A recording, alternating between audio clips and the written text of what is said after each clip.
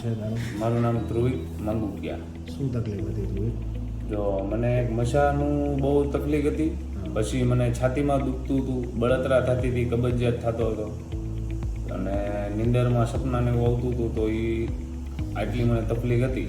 ચીરા બી હતા? ચીરા બી હતા અને ચીરા તે દુખતા ચટકા ભરતા હતા, આવું બધું થતું હતું. બરાબર. કેટલા સમય થયા તકલીફ હતી તને? આવું હતું મને 6-7 મહિનાથી. બરાબર.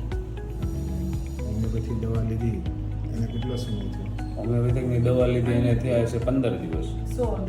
દવા લીધા પછી શું શું ફેરફાર આવ્યા? અત્યારે કેવું લાગે છે તને? અત્યારે એકદમ હાવ રિલેક્સ છું, એમ કે પહેલાં જે રીતનું પેલું સ્ટાર્ટિંગ હતું ને મારું કંઈ ખબર જ નહોતી પડતી ને રોગમાં કે કાંઈ હોય, બસ એ રીતનું રિલેક્સ છું એકદમ રિલેક્સ, એકદમ મસ્ત. બધી તકલીફો કેવી છે? બધું ક્લીન, બધું જમું છું, બધું જ કરું છું.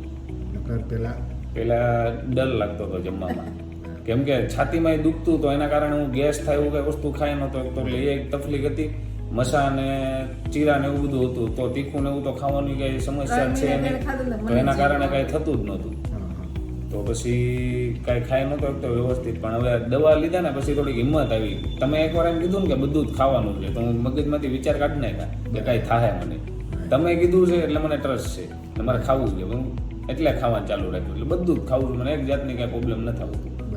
નોર્મલી વ્યવસ્થિત. સવારમાં પેટ એકદમ સાફ થઈ જાય છે, આખો દિવસ મસ્ત જાય છે, રાતે મસ્તની નીંદર આવી જાય છે, દવા બી મૂકી જાવ એટલે બધું રિલેક્સ. કેવું લાગ્યું તને? એક નંબર. હવે હું ક્યાંયથી દવા ન લઉં, સ્ટાર્ટિંગ અહીંયા થાય.